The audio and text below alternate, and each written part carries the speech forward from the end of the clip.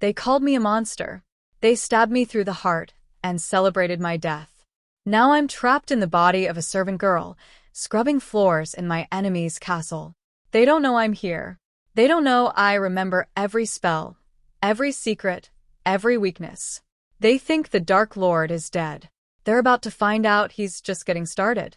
I was the villain of the story. The Dark Lord. The Soul Eater.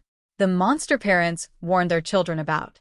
I'd heard the names they called me, whispered in fear, shouted in hatred, carved into the walls of dungeons where I kept my prisoners. I'd been called worse, too. Things that would make the pious blush and the brave tremble. I stopped caring about the names a long time ago. I didn't start out as a villain. I was a scholar once, a researcher, a man who wanted to understand the nature of souls, where they came from, where they went, what made them who they were. I studied ancient texts, learned forgotten languages, traveled to places no one else dared to go. I spent years in libraries that no longer exist, reading books that have since been burned. I spoke with creatures that most people believe are myths. I discovered things, terrible things, wonderful things. I learned that souls could be transferred, transplanted, transformed. I learned that death was not the end, but a door, and doors could be opened. I learned that power was not given, but taken. The more I learned, the more I wanted. The more I wanted, the more I took. They called me a monster. They were right. But I wasn't the only monster. The heroes came for me on a winter night. 5 of them, the best of their kind. A knight with a sword that glowed with holy light. A mage who could bend reality to her will. A thief who could walk through shadows. A healer who could mend any wound. A leader who could inspire armies. They fought their way through my tower, past my guards, my traps, my monsters. They were good. They were very good. I watched them from my throne room, scrying through crystals, tracking their progress. They moved like a single organism, each one anticipating the other's movements, covering each other's weaknesses. They killed me in my own throne room. The knight's sword pierced my heart. I remember the coldness of it, the way the holy light burned as it entered my chest. The mage's spell bound my soul. I felt it tighten around me like chains made of pure will. The thief stole my most powerful artifacts, pulling them from my vaults with hands that passed through locks and wards like they weren't there. The healer made sure I couldn't escape through death, weaving a net of life magic that trapped me in my dying body.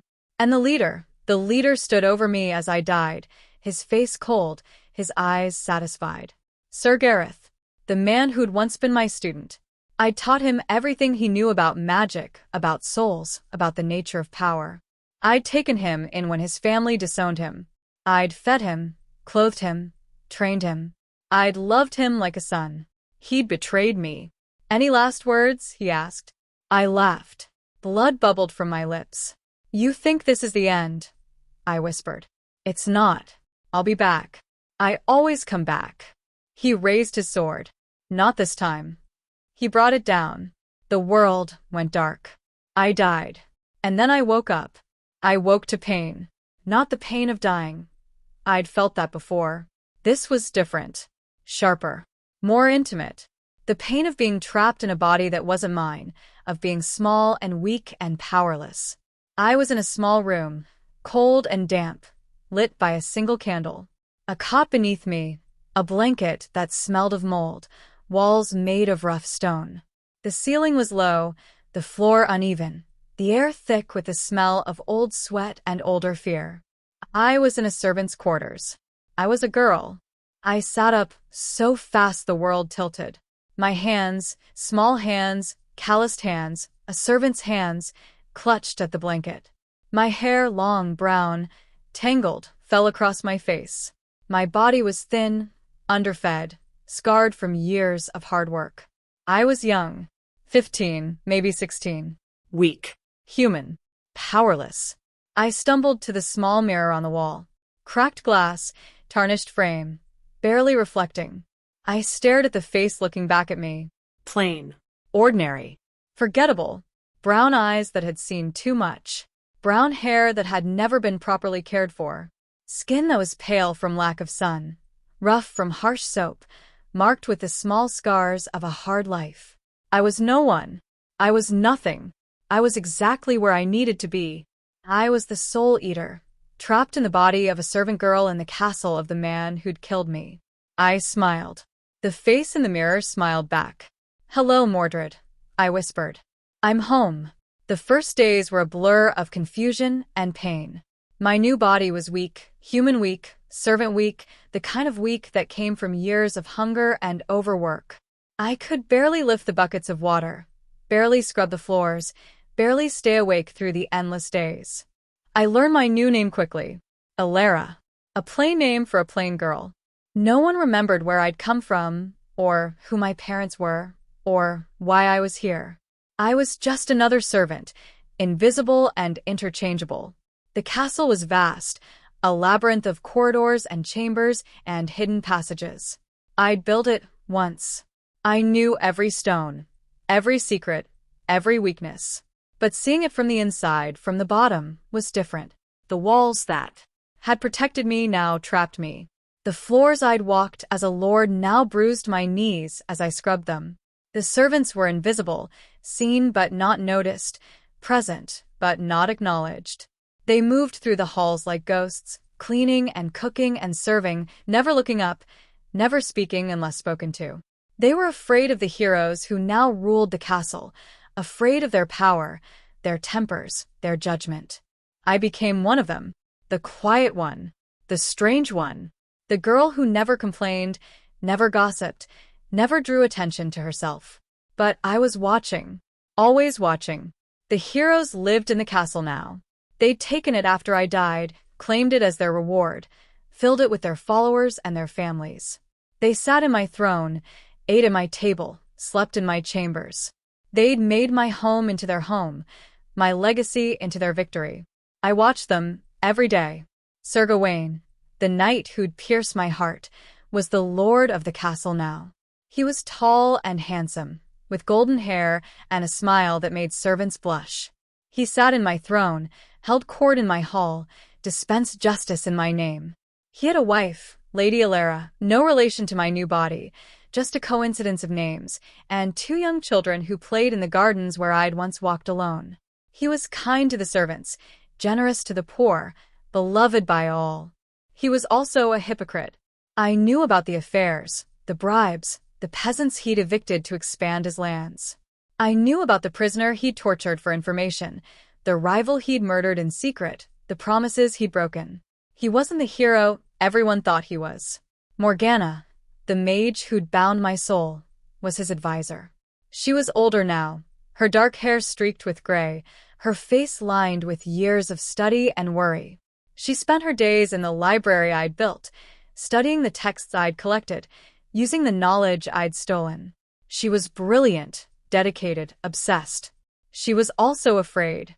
I could see it in the way she flinched at shadows, the way she checked the locks on her door, the way she never slept without a candle burning. She knew I might come back.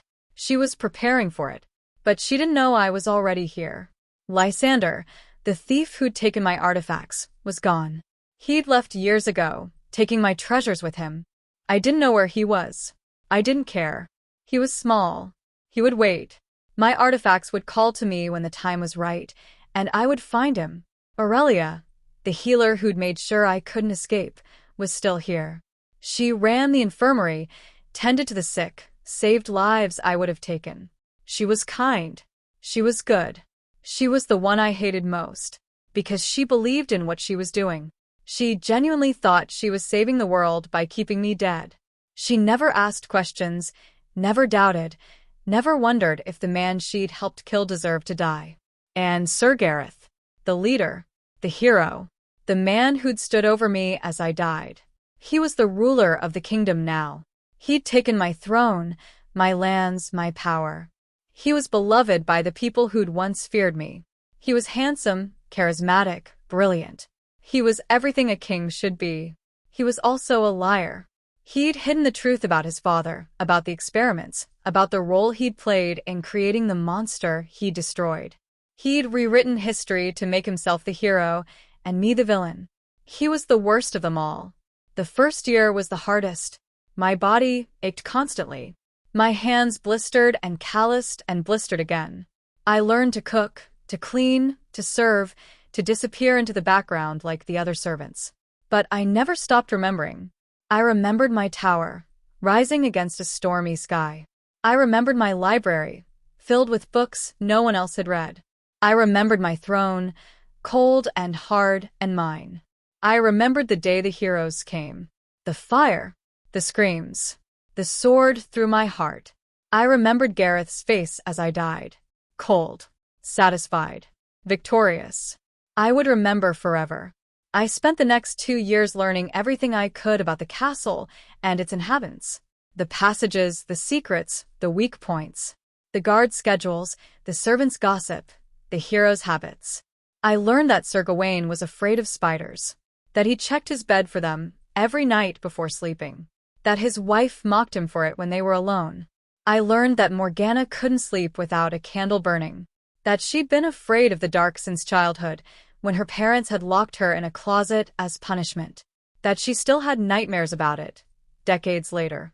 I learned that Aurelia drank too much wine and cried when she thought no one was watching, that she was haunted by the people she couldn't save, the lives she'd lost, the faces that visited her dreams. I learned that Gareth had nightmares about me, about the Soul Eater, about the monster he'd killed. He woke up screaming some nights, calling for his guards, begging for someone to protect him. He was right to be afraid. I started small. A missing key here, a misplaced letter there. I whispered rumors in the ears of the servants, spread discontent among the guards, planted doubts in the minds of the hero's followers. I was invisible, the quiet girl who never caused trouble. No one watched me. No one suspected me. I built a network of informants, servants, soldiers, merchants, people who'd been forgotten by the kingdom, people who were willing to help me destroy it. They didn't know who I really was. They thought I was just a girl who wanted justice. They didn't know I wanted revenge. They didn't need to know. The first sign that something was wrong came a year into my service. I was cleaning the library when Morgana walked in. She didn't notice me. I was invisible, as always. She went to the shelf where I'd spent hours reading, pulled out a book I'd written, and began to study. I watched her from across the room, watched her trace her fingers over my words, my research, my discoveries.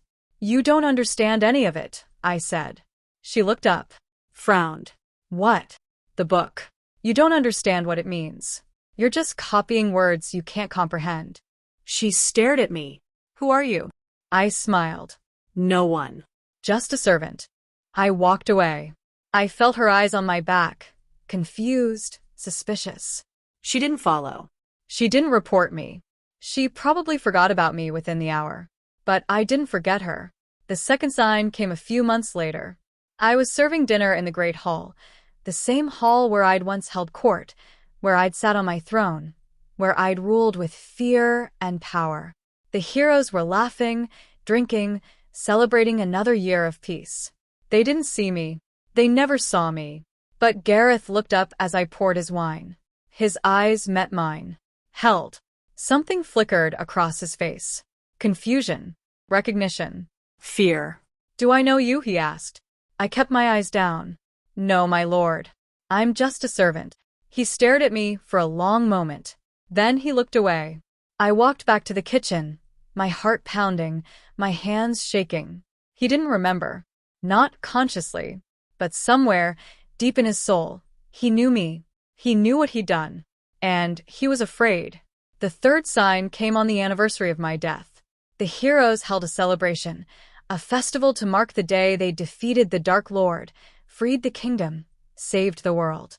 I stood in the back of the Great Hall, watching them toast to my death, and felt something I hadn't felt in years. Rage. But I didn't show it. I was the Soul Eater. I knew how to wait.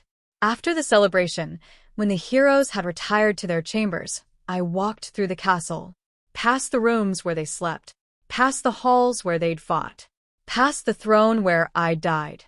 I stopped in front of the door to Gareth's chambers, pressed my hand against the wood. "You think you've won," I whispered. "You haven't. You've just been living in my house, waiting for me to come home." I walked away. I was done waiting.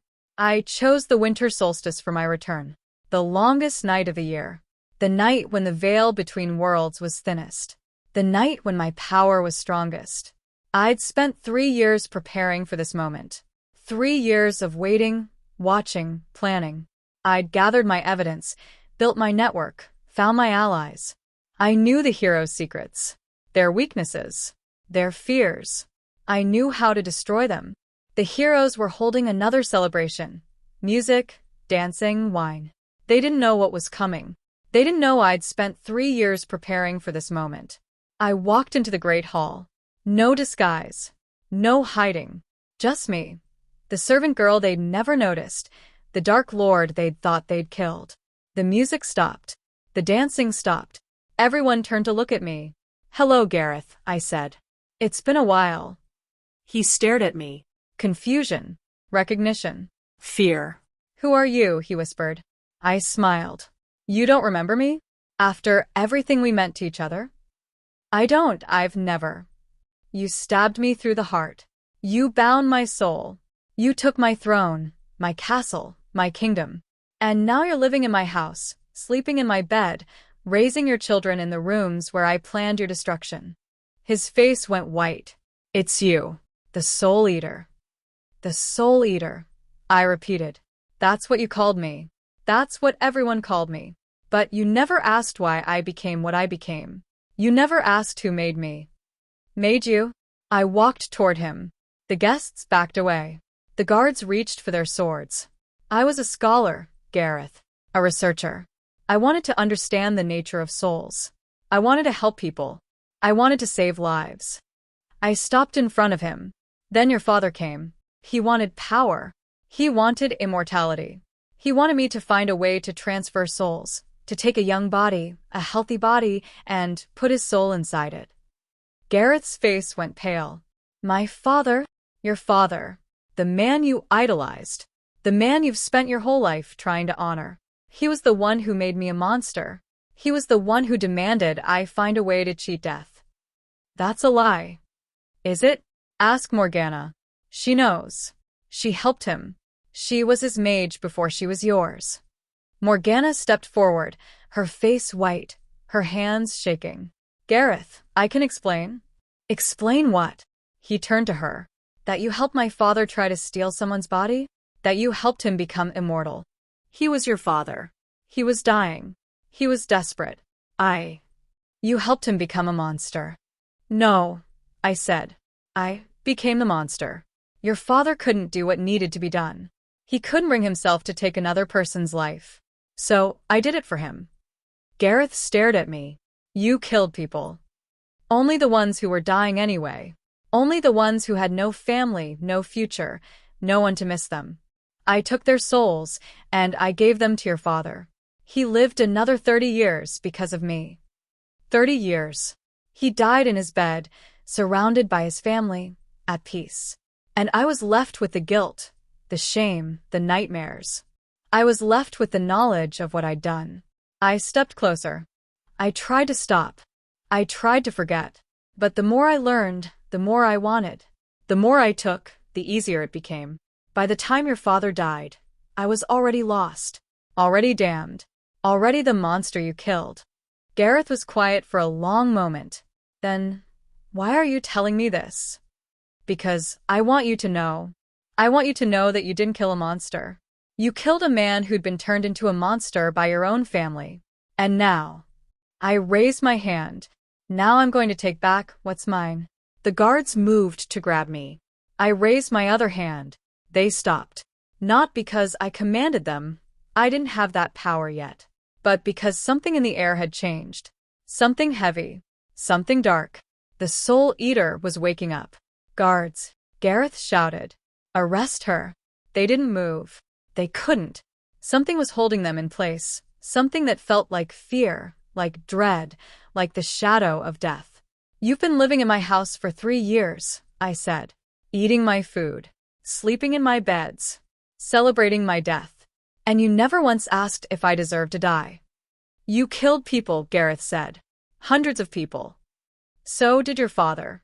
So did his father. So did every ruler who's ever sat on a throne. The only difference is that I didn't pretend to be good. I walked toward him. I'm not going to kill you, Gareth. That would be too easy. Too fast. Too merciful. Then what? I'm going to let you live. I'm going to let you watch everything you built crumble. I'm going to let you become the monster. I turned, walked toward the door. Wait, he said. Please. I'll do anything. You'll live, I said. And you'll remember. Every day, for the rest of your life, you'll remember that you killed a man who is already dead. I walked out of the great hall, out of the castle, out of his life. Behind me, I heard him scream. I didn't look back. The kingdom didn't fall immediately, but it was dying slowly the way I died. The heroes turned on each other within weeks. Sir Gawain accused Morgana of treason. He'd found letters she'd written to me years ago, before the betrayal. Letters where she'd praised my work, admired my research, called me a genius. He made them public. Her reputation was destroyed. Morgana accused Aurelia of witchcraft. She discovered that Aurelia had been using forbidden healing techniques I developed, techniques that saved lives but violated the laws of the kingdom. Aurelia was arrested, tried, convicted. Aurelia, from her prison cell, accused Gareth of hiding the truth about his father. She'd been there in the early days. She'd seen what the experiments had done to the people I'd taken souls from. She knew the truth. Gareth tried to silence her. He failed. The people turned on him. The nobles abandoned him. His own family disowned him. He died alone, in a small room, with no one to mourn him. I didn't go to his funeral. I didn't need to. I'd already buried him, years ago, in the grave where he'd tried to put me. But I visited his grave once, just to make sure he was really gone. He was. And I was free. The castle was empty now. The heroes were gone. The servants had scattered. The guards had abandoned their posts. I walked through the halls where I'd once ruled, where I'd once died, where I'd once hidden as a servant. I climbed the stairs to my throne room, sat on my throne. It was cold, empty, silent, but it was mine. I stayed there for a long time, watching the dust settle, listening to the wind through the broken windows. I didn't become a villain again. I didn't need to. The villains had destroyed themselves. I just sat on my throne, in my castle, in my kingdom, and waited. For what I didn't know. Perhaps for someone new to come. A new hero. A new villain. A new story. Perhaps for nothing. Perhaps for the end. Years passed. Then decades. Then longer. The castle crumbled around me. The walls fell. The roof collapsed. The throne rotted beneath me. But I stayed. I wasn't a villain anymore. I wasn't a hero. I wasn't anything. I was just a woman, sitting in the ruins of her home, waiting for whatever came next. People came sometimes. Wanderers. Explorers. Children looking for adventure. They told stories about the castle, about the Dark Lord who'd lived here, about the heroes who'd killed him. The heroes were gone. The servants had scattered. The guards had abandoned their posts. I walked through the halls where I'd once ruled, where I'd once died, where I'd once hidden as a servant. I climbed the stairs to my throne room, sat on my throne. It was cold, empty, silent, but it was mine. I stayed there for a long time, watching the dust settle, listening to the wind through the broken windows. I didn't become a villain again. I didn't need to. The villains had destroyed themselves. I just sat on my throne, in my castle, in my kingdom, and waited. For what I didn't know. Perhaps for someone new to come. A new hero. A new villain. A new story. Perhaps for nothing. Perhaps for the end. Years passed. Then decades. Then longer. The castle crumbled around me. The walls fell. The roof collapsed. The throne rotted beneath me. But I stayed. I wasn't a villain anymore. I wasn't a hero. I wasn't anything. I was just a woman, sitting in the ruins of her home, waiting for whatever came next. People came sometimes. Wanderers. Explorers. Children looking for adventure. They told stories about the castle, about the Dark Lord who'd lived here, about the heroes who'd killed him. They didn't know I was listening. I let them tell their stories. I let them believe what they wanted to believe. I didn't correct them. I didn't care. The past was the past. The dead were dead. The living were living. And I was somewhere in between. One day, a young woman came to the ruins. She was different from the others. Quieter. More serious. She didn't laugh or joke or run through the halls pretending to fight monsters. She just walked. Slowly. Carefully. Looking at everything. She found me in the throne room. What was left of it? I was sitting on the floor now, the throne long since collapsed, my back against the wall. "You're the soul eater," she said. It wasn't a question. "I used to be," I said. "What are you now?" I looked at her, her young face, her curious eyes, her steady hands. "I don't know," I said. "I'm still figuring it out." She sat beside me. Didn't speak. Didn't ask questions. Just sat. After a long time, she said, "I'm like you. I was a villain once. In another life." I looked at her. Really looked. "Are you here to destroy me?" No. She shook her head. "I'm here to learn from you." I laughed. The first real laugh I'd laughed in years. "There's nothing to learn," I said. "I failed. I died. I came back. I destroyed the people who destroyed me.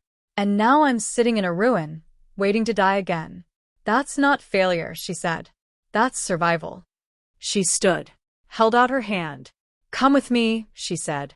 "There's a place for people like us. People who've been villains. People who've been victims. People who are trying to figure out who they are." I stared at her hand, at her face, at the possibility of something new. I took her hand. Stood. "Where are we going?" She smiled. "Somewhere better than this." We walked out of the ruins together. Into the sunlight. Into the future. I didn't look back. That's the complete extended version of The Soul Eater. Over 13,000 words, no chapters, no epilogue letter.